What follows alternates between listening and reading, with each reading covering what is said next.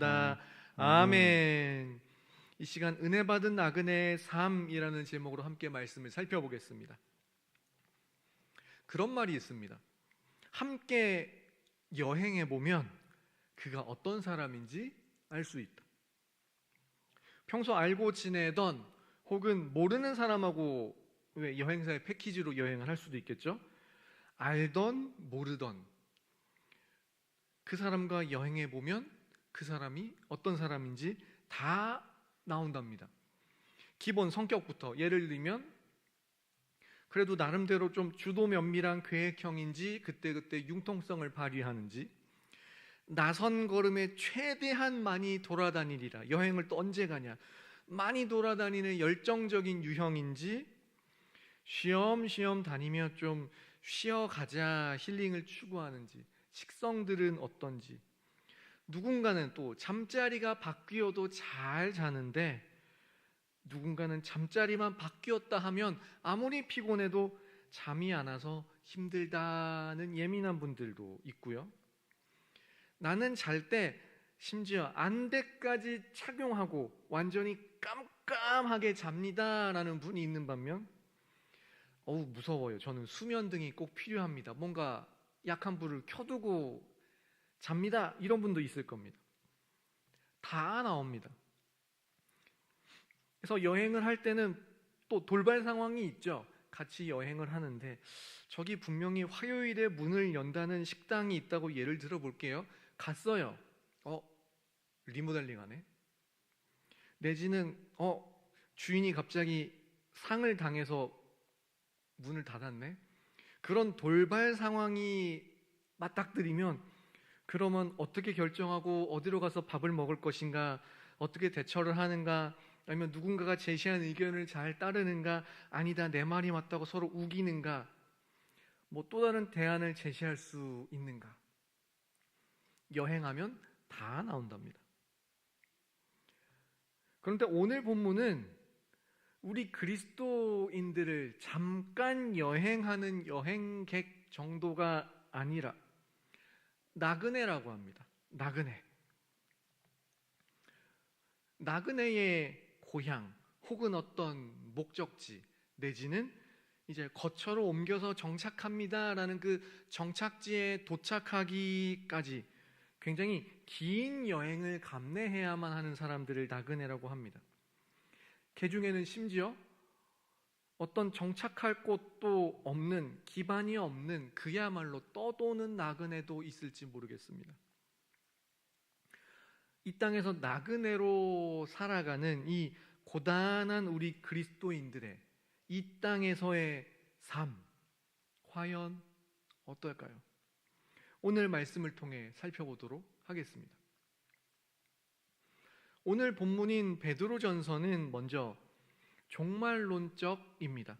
비록 성도들의 삶에 고난이 닥쳐옵니다만 주님 다시 오실 마지막 날을 향해 달려간다는, 하나님 나라를 향해 달려간다는 이 소망을 엿볼 수 있습니다. 그리고 믿음으로 구원받은 자로서 남은 이 땅에서 살아가는 그 날 동안 행할 바에 대해, 선을 행한다, 형제를 사랑한다, 아내와 남편과의 관계는 어떻다더라, 여러 가지 어떤 것을 행할 것인지 언급하고 권면하는 것을 또한 볼 수 있습니다. 특히 베드로전서의 서두인 오늘 본문은 이 편지의 수신자가 누구다, 이제 편지를 쓴 사람은 베드로다라는 것은 딱 이 편지의 이름에서 나옵니다만, 그러면 받는 사람은 누구인가가 1절에 바로 언급이 됩니다. 우리 1절 말씀 다시 한번 같이 읽겠습니다. 1절 시작. 예수 그리스도의 사도 베드로는 본도, 갈라디아, 갑바도기아, 아시아와 비두니아에 흩어진 나그네. 아멘. 1절에 언급된 지명인 본도에서부터 비두니아까지는 쉽게 말하면 오늘날 튀르키예 지역에 해당됩니다. 그리고 지역명보다 더 중요한 건 수신자들을 나그네라고 규정했다는 겁니다. 나그네들의 정확한 정체는 뭘까요? 2절에서 이렇게 밝힙니다. 제가 읽어드리면 곧 하나님 아버지의 미리 아심을 따라 성령이 거룩하게 하심으로 순종함과 예수 그리스도의 핏부림을 얻기 위하여 택하심을 받은 자들에게 편지하노니 은혜와 평강이 너희에게 더욱 많을지어다. 아멘. 이렇게 이 나그네의 정체를 밝힙니다. 하나님 아버지의 미리 하심을 따라, 즉 하나님 아버지께서 미리 안 사람, 성부 하나님께서 미리 아신 분, 성자 예수님으로 따지자면 그 예수님의 핏부림을 얻기 위해 택하심을 받은 자, 즉 예수 그리스도를 믿는 믿음으로 구원받은 그것으로 택함을 받은 자, 그리고 성령께서 거룩하게 하심에 힘입어 순종의 길로 나아가는 자, 이처럼 구원받은 길로 택함받은 자들, 이들이 나그네다라고 규정합니다. 하나님께서 미리 아시고 택하시고 십자가 보혈로 그래서 구원하시고 성령의 거룩하게 하심으로 순종함을, 이 구원을 향해 계속해서 나아가는 우리는 나그네입니다. 크리스천이라는 이 나그네는 하나님 나라 저 본향을 향해 계속해서 나아가는 중입니다. 사도 베드로는 이들 나그네들에게 은혜와 평강이 있기를 축복합니다. 물론 그 은혜와 평강이란, 은혜 당연히 하나님께서 주신 선물을 은혜라고 하고요, 평강 또한 이 땅에서 얻을 수 있는 것이 아닌 오직 하나님께서 주신 평강, 그것이 함께하기를 축복한 겁니다. 그러면 생각해 보겠습니다. 나그네로 사는 게 좋을까요? 나그네에게 어떤 힘이 있을까요? 누군가는 나그네? 평생 여행하는 삶이요? 좋죠. 돈이랑 시간만 있으면요. 그럴지도 모르겠습니다. 돈 있고 시간 있고 체력도 받쳐주고 한다면 날짜가 허락될 때마다 여행을 이리저리 다니셨을 겁니다. 그제와 어제 연휴였습니다. 어딘가 다녀오셨나요? 여행 다녀오셨습니까? 오늘날에는 그야말로 돈 있고 시간 있으면 여행객, 나그네, 손님으로서 누릴 수 있을지도 모르겠습니다. 그러나 그 옛날의 나그네 중에는 오늘날처럼 어떤 좋은 경치, 요즘에 호텔에서 그냥 가만히 머무는 호캉스라고 하죠. 호캉스를 즐기기 위한 그런 여행객들이 얼마나 되었겠습니까?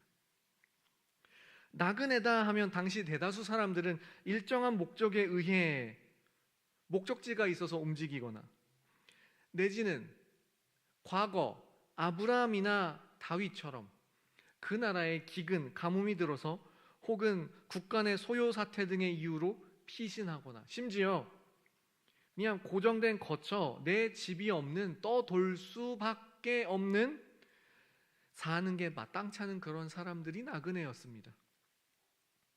본의 아니게 여행을 할 수밖에 없었던 겁니다. 또 하나의 문제는 대한민국이야 전 세계적으로 최고의 치안을 자랑합니다. 여행 가서 밤늦게까지 돌아다니는 거, 웬만한 구석지고 외진 곳 아니면 다 괜찮은 게 우리나라, 거의 우리나라 뿐입니다. 전 세계 다른 나라들은 생각 외로 그렇지는 못합니다. 고대 사회는 오죽했을까요? 강도, 또 산으로 다니면 산적 등의 그 위협도 생각하지 않을 수 없었습니다. 나그네 이들은 언제나 안전을 위협받는 사람들이었습니다. 그러나 오늘 본문은 나그네라고 규정되는 이 사도 베드로 당시에 편지를 받는 사람들을 향해, 그리고 나그네와 같은 우리를 향해 은혜 받은 자라고 밝힙니다. 우리 3절 말씀 함께 읽겠습니다. 시작. 우리 주 예수 그리스도의 아버지 하나님을 찬송하리로다. 그의 많으신 긍휼대로 예수 그리스도를 죽은 자 가운데서 부활하게 하심으로 말미암아 우리를 거듭나게 하사 산 소망이 있게 하시며. 아멘. 그의 많으신 긍휼대로 우리를 불쌍히 여기사 그리스도를 죽은 자 가운데서 부활하게 하셨습니다. 우리를 위한 예수님의 죽음이 헛되지 않도록 부활케 하신 것은 물론 그 부활을 통해 예수님의 이 죽음은 바로 온 세상 죄인들을 위한 죽음이다. 그리고 부활하심으로 우리가 살아있는 소망 가운데 있게 하셨다 말씀하시고 있고요. 또한 4절에서는 그것 덕분에 우리가 썩지도 더럽혀지지도 쇠하지도 않는 유업을 잊게 하신다. 5절에서는 우리가 하나님의 능력으로 보호받는다. 나그네에게 그렇게 절실한 그 또 하나 안전에 대해 보호받는다 말씀하고 있는 겁니다. 4절에서는 우리가 썩지도 더럽혀지지도 쇠하지도 않는 영원한 유업, 기업을 받는다. 5절에서는 하나님의 능력으로 최종 도착지에 다다르기까지 우리가 보호받는다 말씀합니다. 사랑하는 성도 여러분, 사도 베드로는 우리가 비록 이 땅에서 나그네로 살지만 그러나 4절같이 영원히 썩지도 쇠하지도 않는 유업을 우리가 잊게 될 것이다, 받게 될 것이다. 즉 우리가 나그네지만 정처 없이 떠도는 게 아니라 우리에게는 돌아갈 고향이 있다, 돌아갈 목적지가 있다, 물려받을 기업이 땅이 있다 말씀하고 있습니다. 그곳에 도착하기까지 우리가 하나님의 능력으로 보호함을 받을 거다 말씀합니다. 우리는 이처럼 은혜 받은 나그네임을 믿으시기 바랍니다. 우리는 방금 전까지 우리가 나그네임을, 다만 하나님의 미리 아심, 예수 그리스도의 택하심에 따른 피 흘림에 힘입어 그리고 성령의 거룩하게 하심으로 우리가 순종하게 됨에 따라 구원받았고 구원의 여정을 지금도 우리가 걷고 있다라는 것을, 그래서 우리는 나그네다라는 것을 살펴보았습니다. 우리는 결국 썩지도 쇠하지도 않을 유업을 잊게 될 것이고 그 유업, 기업에 도달하기까지 하나님의 능력으로 보호받게 될 것도 살펴보았습니다. 그러면 나그네로 규정된 우리 믿는 자의 삶을 살펴보고 막상 살아보시니 어떤가요? 이러한 우리의 구원에 대해 먼저 10절에서는 너희에게 임할 은혜를 예언하던 선지자들이 부지런히 살폈다고 합니다. 즉 구약에서부터 우리의 구원, 우리에게 임할 은혜, 이러한 것들은 이미 예언되고 준비되었다. 좋습니다. 다만 때로는 극한 고난이 있습니다. 때로는 우리를 넘어지게 하는 유혹이 도사립니다. 물론 날 구원하신 그 은혜에 감사하며 순종하지 않을 것은 아니나, 주님 좀 그렇습니다. 삶이 이렇게까지 팍팍해야 하는 겁니까? 하나님께 외치고 싶으시기도 하실 겁니다. 우리의 이 팍팍하고 고난이 있는 삶, 이 삶에 대해 7절에서는 이렇게 말씀합니다. 7절 말씀 함께 읽겠습니다. 시작. 너희 믿음의 확실함은 불로 연단하여도 없어질 금보다 더 귀하여 예수 그리스도께서 나타나실 때에 칭찬과 영광과 존귀를 얻게 할 것이니라. 아멘. 우리의 이 연단받는, 고난받는 이 삶이 장차 예수님 나타나실 때 칭찬, 영광, 존귀를 얻게 합니다. 그렇게도 진술을 합니다만 다른 한편으로는 불로 연단한다, 위협받죠. 방금 저는 고대사회 나그네는 위협받는 존재라고 말씀드렸습니다. 구약시대의 율법의 규정 중 나그네를 잘 대접하는 것, 이스라엘 민족들이 나그네 잘 대접하는 것을 중시 여긴 것은 자신들부터가 과거에 이미 아브라함 때부터 나그네였기 때문입니다. 나그네로 사는 우리는 여러 가지 시험을 만날 것이고 근심하지 않을 수는 없습니다. 다만 더 크게 기뻐하는 것은 장차 받을 기업에서 얻는 그 영광 때문입니다. 우리를 구원할 이 믿음의 확실함은 불로 연단하여도 없어질 금보다 더 귀하다고 말씀합니다. 우리의 믿음이 불로 연단할 그 금보다 더 귀하다. 그러면 불로 연단하여 금을 얻는 과정은 대략 아시나요? 좀 복잡합니다. 이렇게 예를 들죠. 집에 혹시 골드바 있으신가요?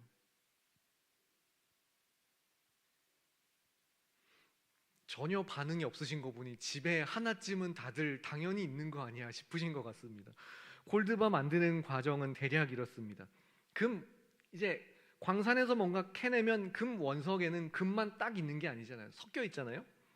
그 금 원석을 염산, 질산 등을 혼합한 그 용액에 넣어서 그러면 그 금이 같이 녹습니다. 액체가 됩니다. 금을 먼저 액체로 만들고 아황산 나트륨이라든지 뭔가 화학 제품을 넣으면 이 액체로 녹았던 금이 금 입자가 됩니다. 고체화됩니다. 그렇다고 이 입자가 됐다고 표현하는 이유는 금방 이렇게 네모나 딱 딱딱해지는 게 아니라 흙이나 가루같이 그렇게 보입니다. 이때는요. 이 금 입자를 다시 한번 순수한 물로 세척을 하고 800도씨에 5시간 동안 건조를 한답니다. 그러면 색깔이 좀 더 밝아집니다. 무슨 카레가루 같은 색깔의 밝은 노란색을 띱니다. 아직은 가루입니다. 드디어 이 금가루 입자를 녹여요. 녹여서 이제 골드바의 그 형태의 틀에 부어서 굳혀야 비로소 순도 높은 24K의 골드바가 완성이 된다고 합니다. 금 원석을 녹이고 고체로 만드는 입자로 만들고 다시 물로 세척하고 800도씨에 5시간 건조, 다시 녹여서 틀에 부어야 비로소. 단계가 굉장히 여러 개죠. 그런데 우리의 믿음이 방금 이 복잡하게 과정을 쭉 거친 금보다 더 귀하다 말씀합니다. 우리의 믿음은 그 금보다 귀하다 말씀합니다. 믿음이 금보다 더 귀하다.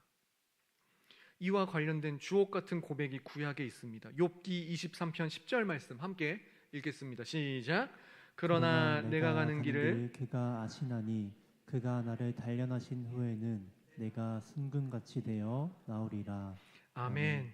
세번역 성경에서는 욥이 탄식하며 고백하는 건데 제가 읽어드리면 하나님은 내가 발 한 번 옮기는 것을 다 알고 계실 터이니 나를 시험해 보시면 내게 흠이 없다는 것을 아실 수 있으련만.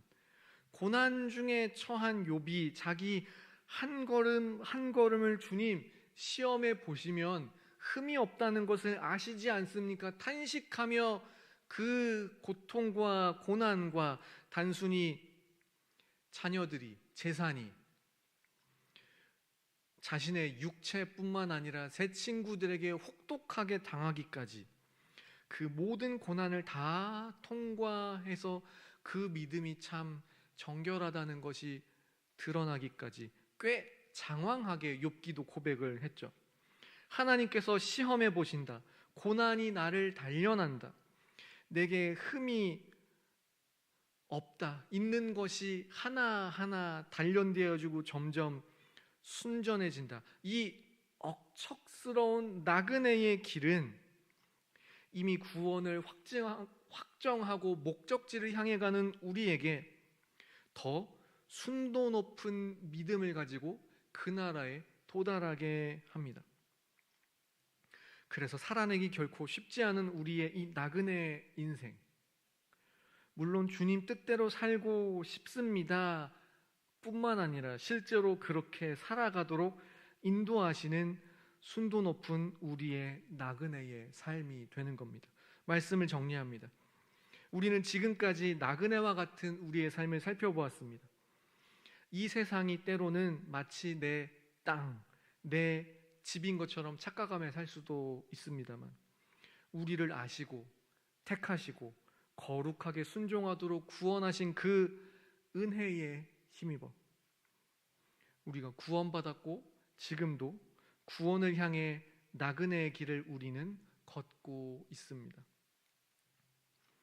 은혜 받았다. 그 은혜에 힘입어 이 길을 간다.